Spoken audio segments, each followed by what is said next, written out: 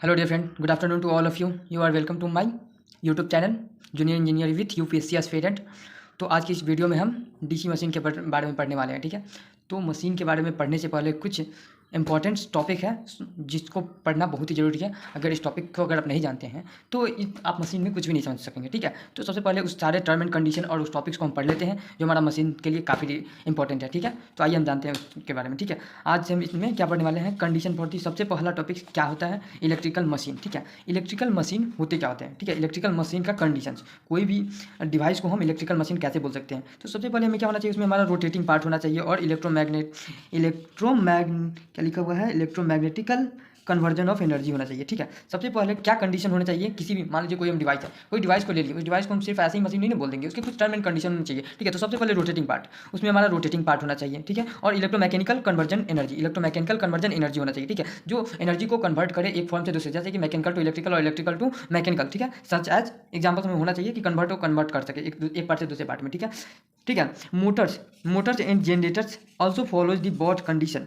Motors and generator जो होता है फॉलो करते हैं रोटेटिंग पार्ट। मोटर और जनरेटर में रोटेटिंग पार्ट भी होते हैं और इलेक्ट्रोमैकेनिकल कन्वर्जन ऑफ एनर्जी भी होता है। ठीक है, मोटर और जनरेटर दोनों को फॉलो करते हैं, but transformer can not follows. Transformer जो होता है ना, इन दोनों को किसी को नहीं फॉलोज करता है। ठीक है, क्योंकि ट्रांसफार्मर एक स्टैटिक डिवाइस होता है। ठीक है, और इसमें हमारा क्या होता है, ट्रांसफार्मर एक स्टैटिक डिवाइस होता है और ये ट्रांसफार्मर जो है ना क्या करता है, मतलब एनर्जी को कन्वर्ट नहीं करता है एक पार्ट से, मतलब कि मैकेनिकल इलेक्ट्रिकल टू मैकेनिकल इस तरह से नहीं, ये इलेक्ट्रिकल टू इलेक्ट्रिकल ही सप्लाई करता है, कन्वर्ट नहीं करता है।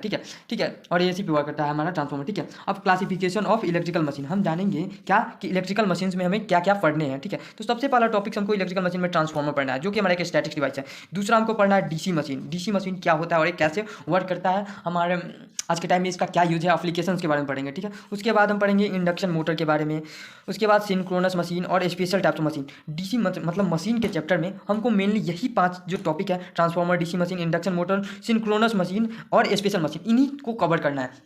ठीक है, इन्हीं टॉपिक को कवर, जो इन 5 टॉपिक से रिलेटेड हमारा एसएससी जेई के एग्जामिनेशन में बहुत सारे क्वेश्चन पूछे जाते हैं। ठीक है, तो इन सारे टॉपिक को हम कवर कर लेंगे जो हमारे एसएससी जेई के लिए इंपॉर्टेंट है। ठीक है, तो सबसे पहले हमें क्या पॉइंट डिस्कस करना है उसको हम देखते हैं। किसी भी मशीन, किसी भी ट्रांसफार्मर को, किसी भी डिवाइस को अगर पढ़ना है तो सबसे पहले हमें क्या क्या डिस्कस, उसके बारे में क्या क्या जानना है, तो उसका हमें कंस्ट्रक्शन सबसे पहले जानना है। ठीक है, कंस्ट्रक्शन की वो कैसे उसका रचना है, कैसे उसको कंस्ट्रक्टेड करते हैं। ठीक है, उसके बाद उसका वर्किंग प्रिंसिपल, किस प्रिंसिपल से वर्क करता है, कैसे वो वर्क करता है, इस सब के बारे में जानना है, हम जानेंगे। ठीक है, तीसरा होता है टाइप्स, कि कितने टाइप्स के होते हैं वो। ठीक है, उसके बाद हम कैरेक्टरिस्टिक्स के बारे में पढ़ेंगे। ठीक है, कैरेक्टरिस्टिक्स पढ़ना भी जरूरी है। उसके बाद हमारा आता है यहाँ पे इसके परफॉर्मेंस जानेंगे। उसके बाद लास्ट में एप्लीकेशंस। अब किसी भी डिवाइस को पढ़ने के लिए इस सारे टॉपिक जो है ना डिस्कस करना काफ़ी इंपॉर्टेंट होते हैं। ठीक है, कंस्ट्रक्शन, वर्किंग प्रिंसिपल, टाइप्स और कैरेक्टरिस्टिक्स और परफॉर्मेंस एंड एप्लीकेशन, ये भी बहुत इंपॉर्टेंट होते हैं। ठीक है, तो गाइज डीसी मशीन को पढ़ने के लिए ये सारे टॉपिक्स और जो भी हम बताएं काफ़ी ज़रूरी होता है। ठीक है, तो हम नेक्स्ट वीडियो में आपको हम इससे रिलेटेड सारे ऑब्जेक्ट्स और टॉपिक्स हम बताएंगे।